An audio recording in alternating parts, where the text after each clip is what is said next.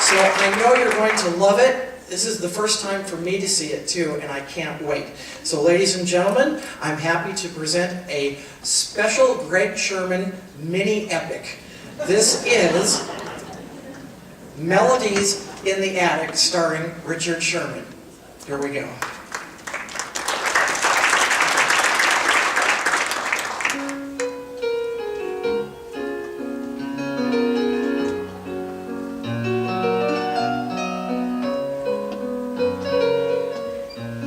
Well, let's see now. What do we talk about?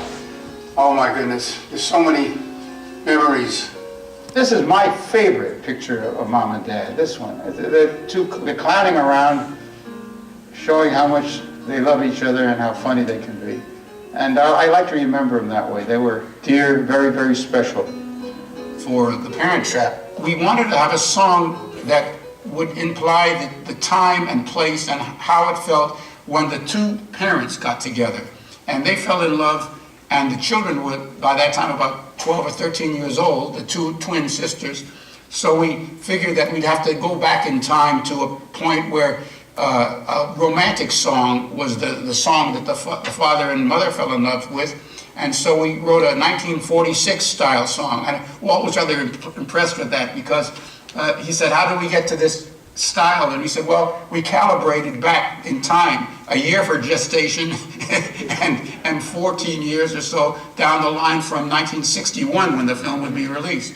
And we wrote, for now, for always, our love will stay as warm as summer for come of May. A very pretty little old-fashioned song. This is something very special to me.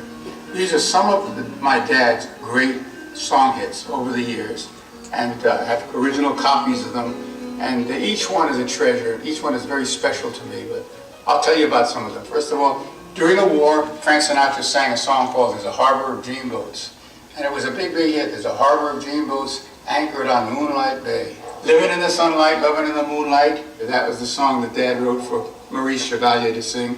Became a standard, very wonderful, wonderful song. Aristocats was one of the last things we did under contract at the studio. My favorite is still the Chevalier solo. I think he was great. I remember the way we got Chevalier, he had retired. And Wooly Reitherman, our director, said, I think if you made a demo of the title song, maybe he'd come out of retirement. So I did my imitation. Actually, Wooly asked me to do this. I was embarrassed about it, and it sounded something like this. Which beds address is the finest in Paris? Which beds possess the finest pedigree? To which beds do the others tip their hats? Naturally more, the aristocrats. I was in Paris and I ran into Maurice and I said, I want to tell you something, Maurice. Everybody at the studio is thrilled with what you did with the title song, but there's a problem. I am very upset because I didn't want to do that phony French accent, but they made me do it for the demo. And he looked me right in the eye and said, accent? I heard no accent. This is a cartoon that Don DeGrady did. When we were working on Bed Knobs and Broomsticks, we had a meeting with Walt.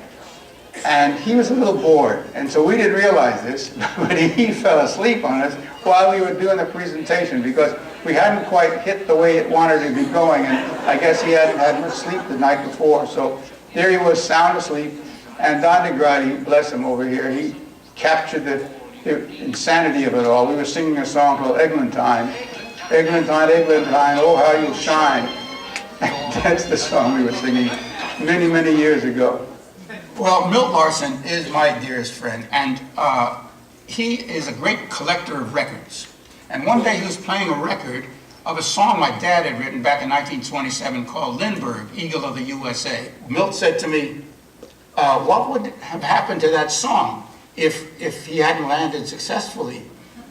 And I said, well, it wouldn't have been a smash hit. Milt said, it would have been a smash flop. I said, what? That's a great idea. Wonderful. So we said, why don't we just for the fun of it write some crazy songs? Bon voyage to you, new Titanic. Greatest ship on the sea.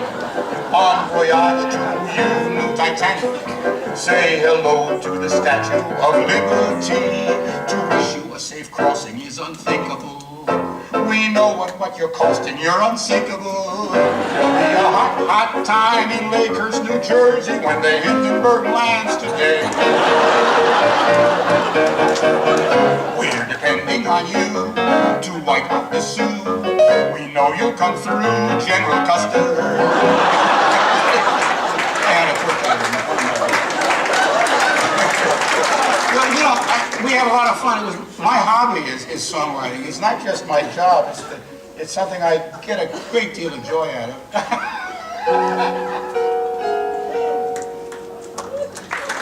Ladies and gentlemen, Richard Sherman and